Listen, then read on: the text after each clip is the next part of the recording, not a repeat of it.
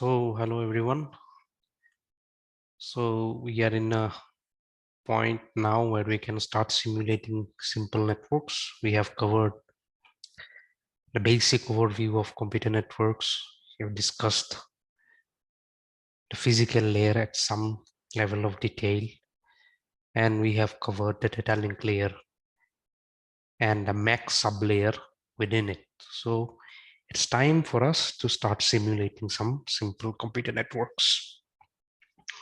So, let's start with, let's say, a computer or a PC. So we'll take, let's say, a PC here.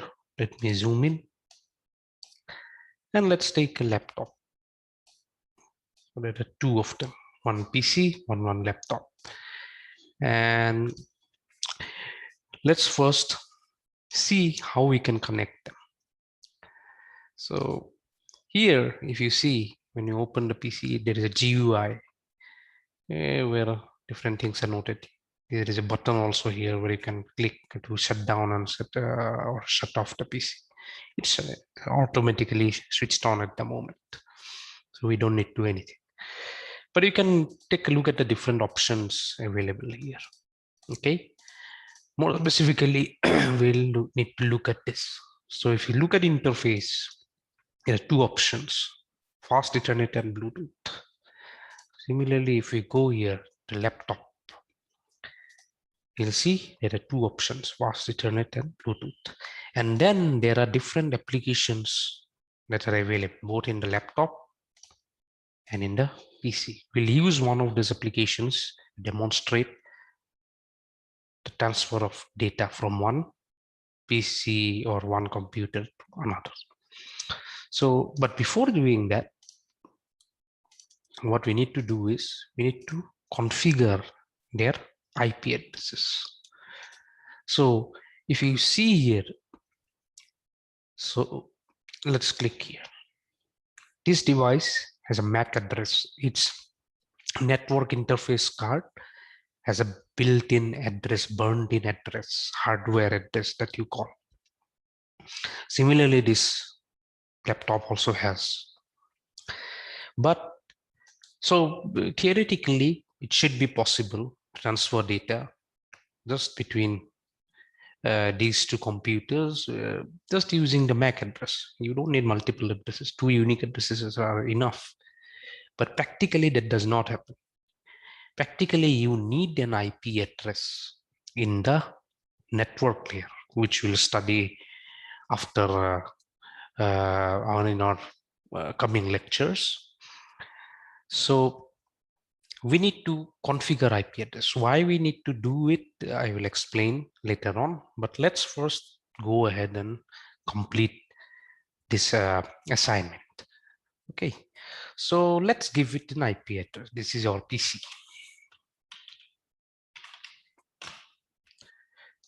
And we need to give something called a subnet mask. We'll study about these things when we discuss network layer and IP addresses.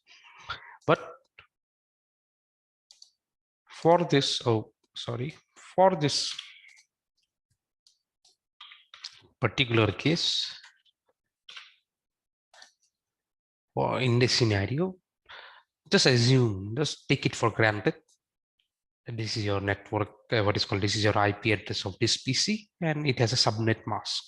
The subnet mask has a particular role to play. We'll discuss it later at appropriate time. But for now, just understand that this first 3 bytes or 8 into 3, 24 bits, it tells us that this computer is in a particular network. This is called the network address. And this part, the last byte, is called the host address. Just keep that in mind. So we want both these computers to be in the same network so that they can exchange data easily.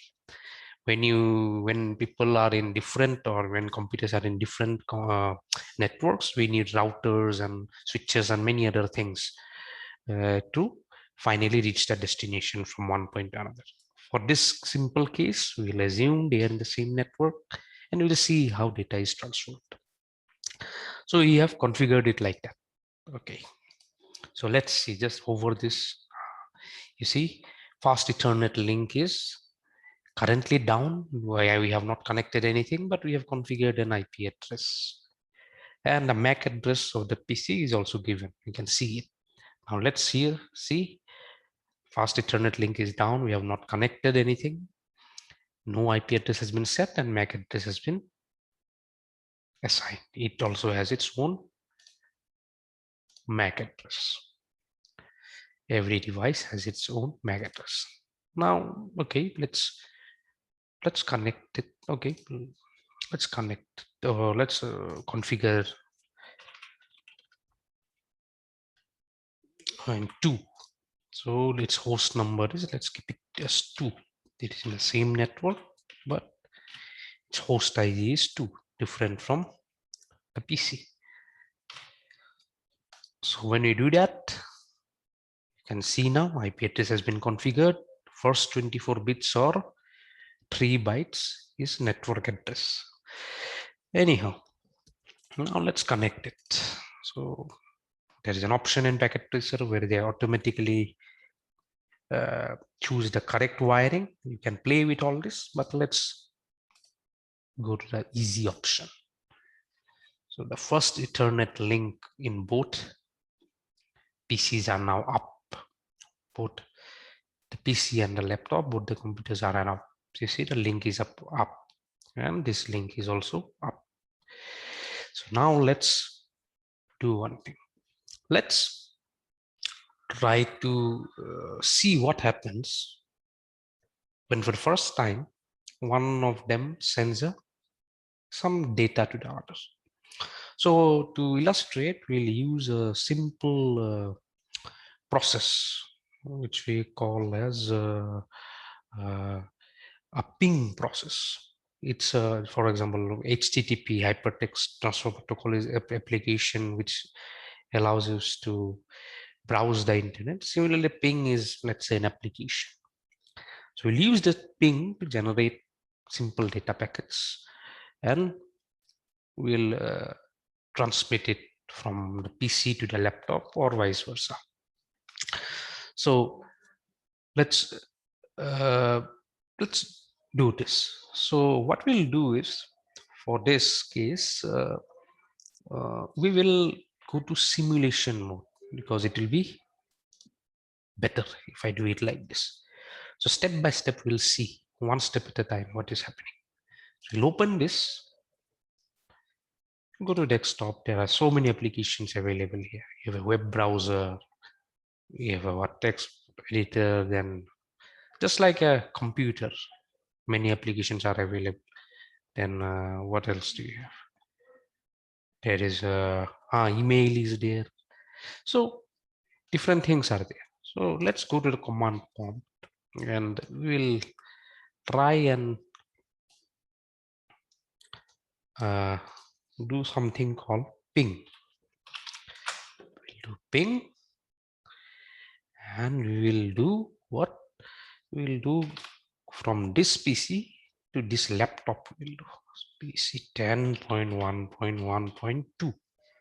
The laptop has an IP address of this 10.1.1.2, and then we'll try to ping it only once. No need to do multiple times. Okay, let's do it once. What happens now? So let's see.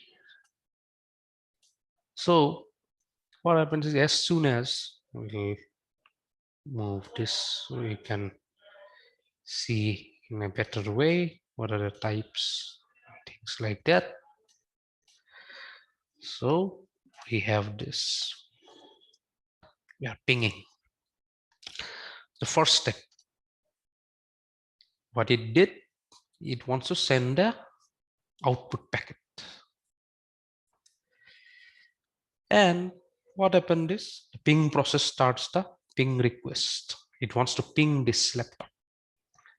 What the ping process is basically, it asks, is this IP address present in this network? If you are, please acknowledge, please say hello, reply back to me.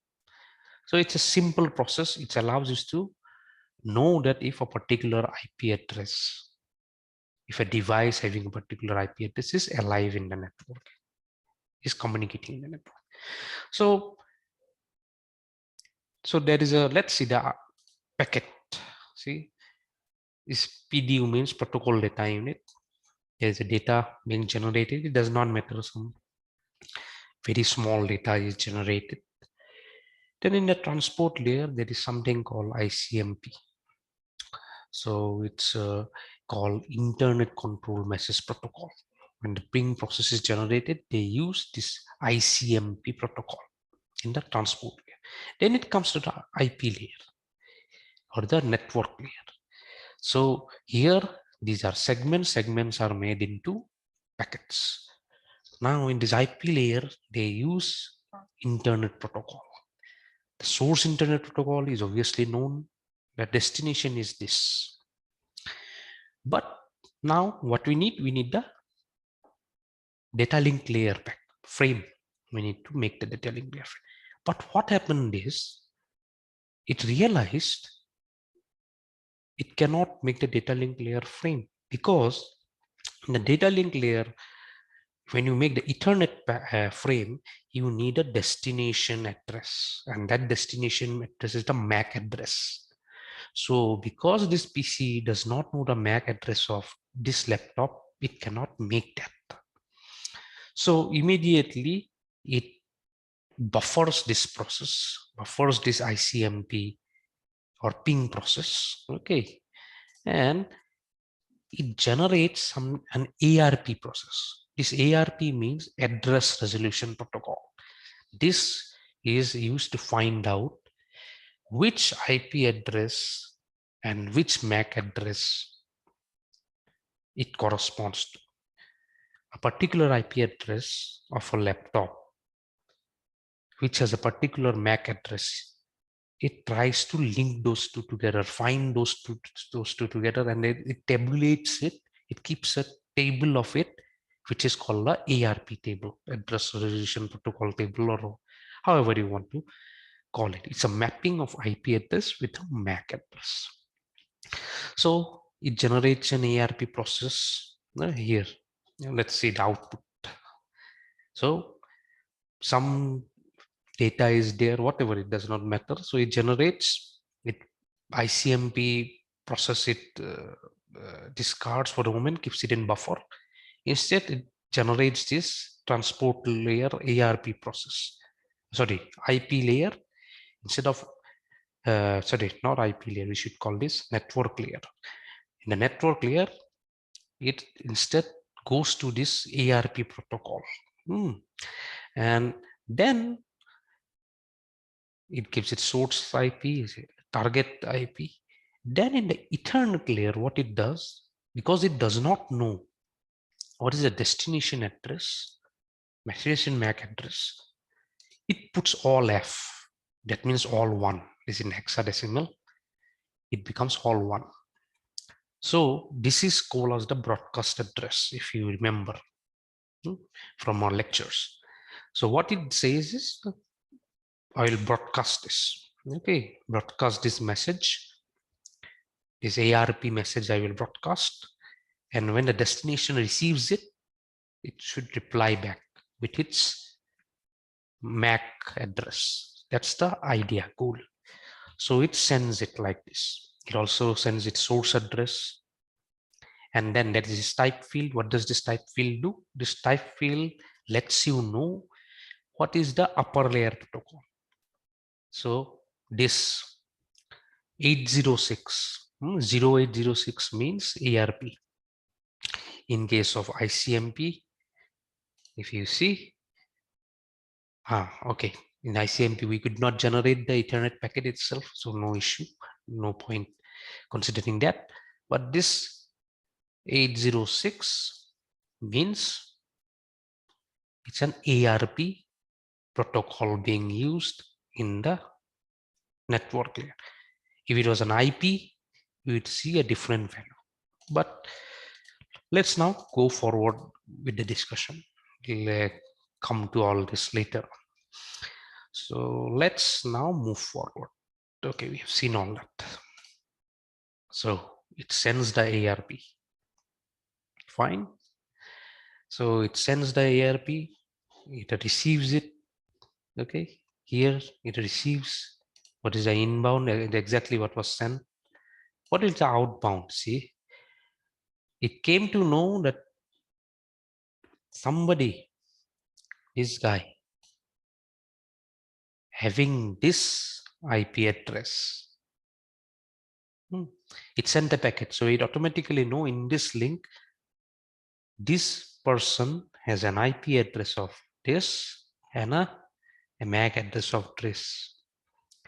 And it responds back with its source address. The destination will be the MAC address of this. Similarly, destination IP address will be the IP address that it received the inbound packet protocol data. So it will send back this. So now let's relay. Now what happened? Let's see this. So at PC, so finally what are the laptops sent? Exactly that thing, that data segment ARP data was received by PC0.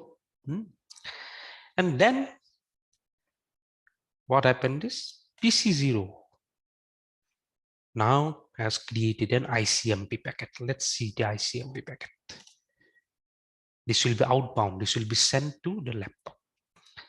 See, the ARP process ends here because now the PC has learned the MAC address of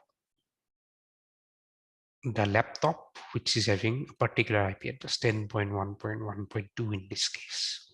So because it learned the MAC address of the, it was able to find out that this particular IP address has this particular MAC address. Now the ICMP process that it buffered, it can now restart that, bring that out of the buffer, and now put the destination address as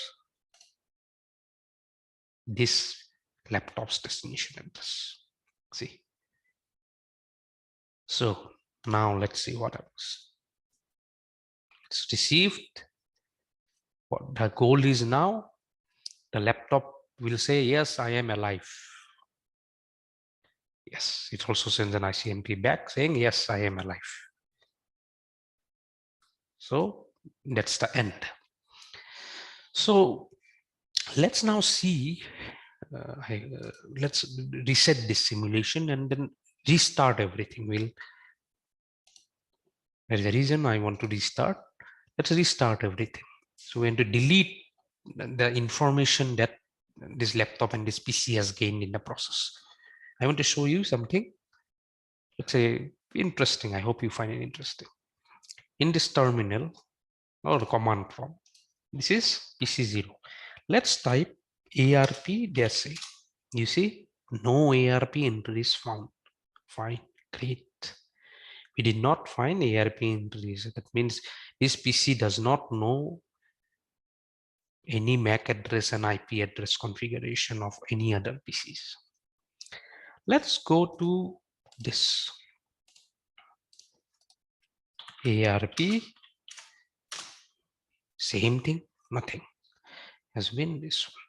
Now let's start the simulation. Okay, we'll do again ping 10.1.1.2. Let's start it. Okay, great. Let's move one step further. So ARP message has been received by this laptop now. Let's do one thing. This laptop 0 is there. Let's check the command prompt. Again, you will see ARP. Now see what happens. As soon as the ARP message was received.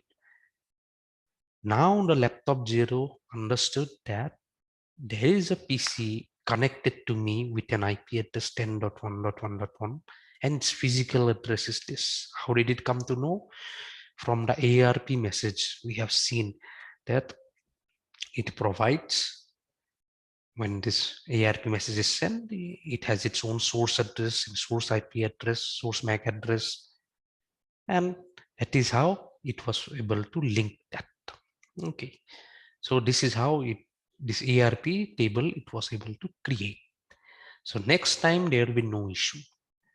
Whenever any type of data transfer happens, when this ARP table will be looked at by this laptop, then they will understand, then this laptop will understand that, okay, this is how I can make my Ethernet layer frame, because I have the destination address. Okay, this is the destination address. See, A400. So let's close this. Let's bring this. This is now PC0. Let's now step. So now we have got this ARP message was sent. It has received this ARP message. And so it could create this again ICMP packet that it could not create before, ICMP data.